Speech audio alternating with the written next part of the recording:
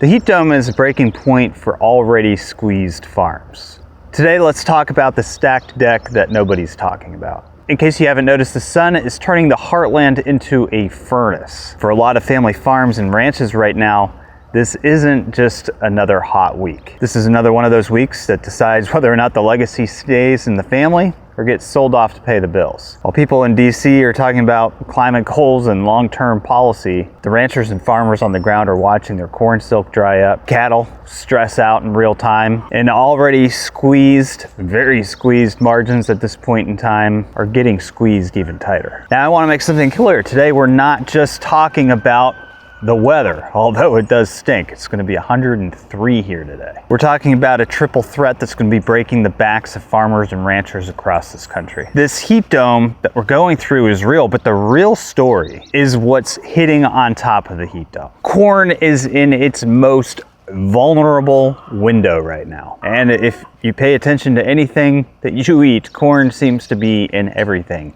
including your livestock feed. Corn is currently in its growth window of the 2-week period around what we call silking. When temperatures and humidity push too hard, this hard, silks begin to desiccate. And when that happens, pollen dies and the corn kernels literally abort. We're talking about measurable losses in the corn crop of 3 to 8%, literally within just days. Soybeans are also flowering and setting pods under these same heat pressures. Now, if you want to get into it, pastures in the southeast, like down where we are already rated poor to very poor.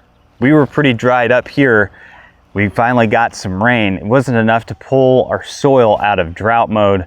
This heat is just turning everything brown again. I've kind of given up. We've been trying to reseed some of our pastures and it's just coming up as weeds. We're not getting anything out of that seed that we put down several months ago. But what that translates into is earlier supplemental feeding this year. Higher feed costs for all of us. And unfortunately, a lot of cattle operations, especially in these areas, can't take that kind of hit. Now, livestock are feeling these heat waves directly, and if you've watched this channel for several years, you probably remember several years ago when there were over 10,000 cattle deaths caused by a heat wave. What we see during these types of periods is reduced intake. That means they're not taking up as much feed. For the first time ever, I saw our bull just lying still under a tree the other day. I thought he was dead. I had to walk up on him, and he doesn't like people, so that didn't go too well. With reduced intake, you have lower gains during this period. And like I said, in the worst cases, you have higher death loss. Make sure that you're changing your cow's water during these days. I know it's hot out there, guys, but those algae blooms could have a severe impact on these animals as they go for water. Keep it fresh. In places like Texas that are already battling the New World screwworm, this heat is landing on animals that are under a considerable amount of stress already. Water demand during these times is exploding, especially when competing uses are stepping in and taking water away from farms and ranches and agricultural uses at a staggering rate.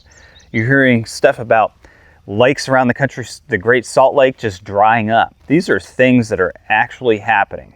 Here on our farm, what I had to do for our pigs and for all of our other animals is I actually installed next to their water hoses that just turn on for 5 minutes every time the sun rises, every time the sun sets, just to create pools of water to help cool them off. Water is not just used for drinking. It's used to keep the animals alive. Guys, this is the physical reality on the ground, but it is not just heat. It's the fact that farmers and ranchers are fighting this heat while also paying record prices. Record prices for diesel, record prices for fertilizer. Mosquitoes. These are prices that never seem to come down after things like the Hormuz Strait disruptions. Oil's at the 70s, we're still paying well over $3 a gallon for fuel, $4 in many places. That should translate to $2.25 to $2.50. And don't go off thinking that things are good over there in the Strait of Hormuz. Nothing seems to go as planned. Other than that, it's things like the tech company building the data center next door, sucking up all the water, outbidding you for the water you need to survive the next week. You know, ranchers are battling things like screwworm, low wheat yields, and plantings, whatever else is on their plate these days. And now the weather has thrown another body blow on top of all of that. And this weather isn't unusual. There's some people out there who like to say it's all based on global warming. We see these types of events where you have extreme heat periods, often extreme cool periods, particularly when you head into solar minimum periods. That is actually one of the biggest dangers of going into minimum periods of solar cycles. And we're headed there now. We've just started. But all of this is the stacked deck. One pressure by itself is survivable. But when you're already working the razor's edge on margins, input costs, water access, and regulatory or biological challenges, well then, this heat that you and I are feeling isn't just weather. It's the very thing that can push a lot of operations past the point of no return. And the people's making the decisions in your state capitals, DC, and corporate boardrooms. Well, often it's the corporate boardrooms that are making the decisions for the people in DC and your state capital. They're not the ones deciding whether or not they should sell off part of the herd early or skip planting a field because the numbers don't work anymore. This video isn't just about corn yields or pasture conditions. This is about who can afford to eat this winter. What does your dinner plate look like?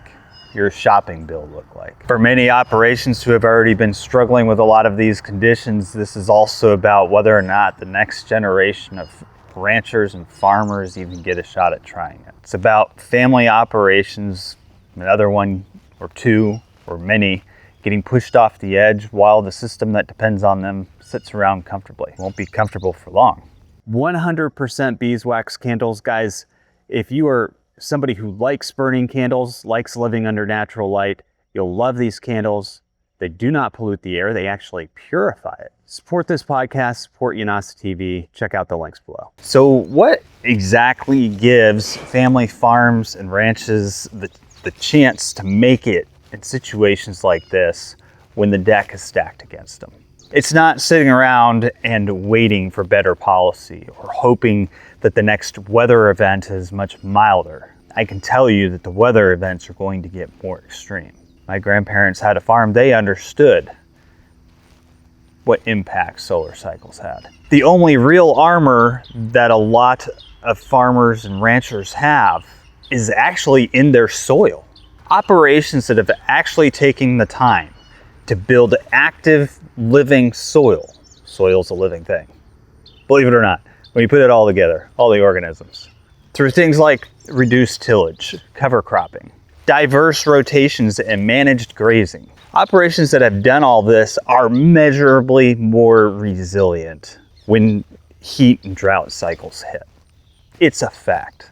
Healthier soil holds and retains more water. Stronger root systems, native grasses, pull through stress that would simply wipe out conventional ground. Regenerative agriculture and rebuilding soil aren't just feel-good practices.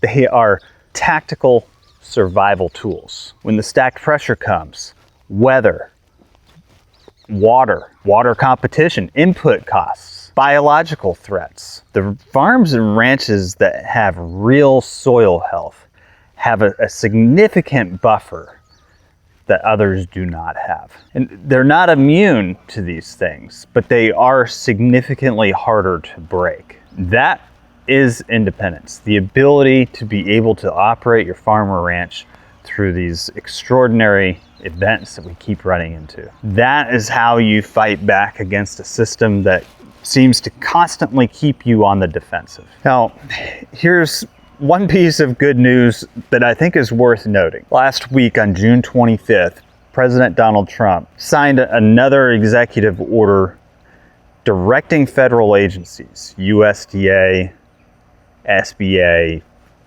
EPA, to advance regenerative agriculture.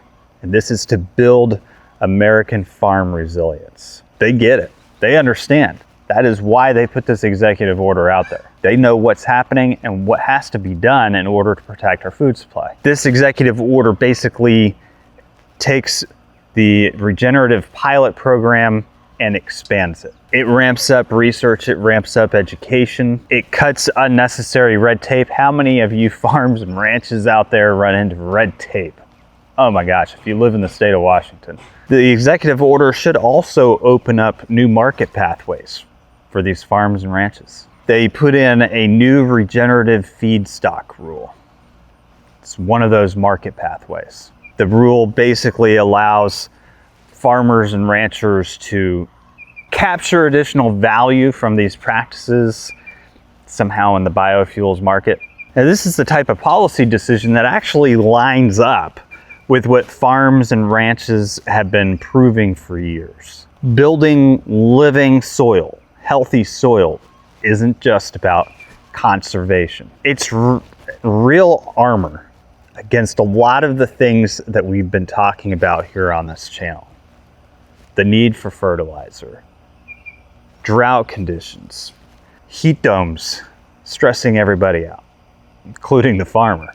When the federal government starts removing barriers and rewarding the practices that lower input costs, that lower the necessity of inputs, that improve water retention, and ultimately make operations, make these small farms and ranches harder to break. That's a development I think is worth watching and worth pushing even more. Now, the bottom line remains the same. The only durable way out of this squeeze is still in your hands as a farmer and rancher and on the ground. So keep building that armor. The policy tailwinds help, but the resilience is still built up one field, one herd, and unfortunately one season at a time. It's not a fast process. Watch the upcoming USDA reports, guys. Watch how farms and ranches in your area are either adapting or not adapting. But more than anything, watch what you can control on your own farm and ranch. The heat dome is real. It's brutal. And the cards are unfortunately stacked against a lot of us. But the response to these times doesn't have to be completely helpless. Build the armor, improve your soil, create that buffer. That is how family farms and ranches stay standing, stay strong when everything else is trying to knock them down. If you're already doing some of this work, cover crops, rotational grazing, building soil, drop in the comments below what you're seeing on your property right now. Is it helping? Is it giving you the buffer you need to make it through these extreme conditions? Your experience helps the rest of us. Sharing your story helps the rest of us. If this hits home, like it, subscribe it, share it with a farmer or rancher who needs to hear it. On Yanasa TV, we're not just reporting on the squeeze. We're documenting how the fight back actually works. Stay grounded.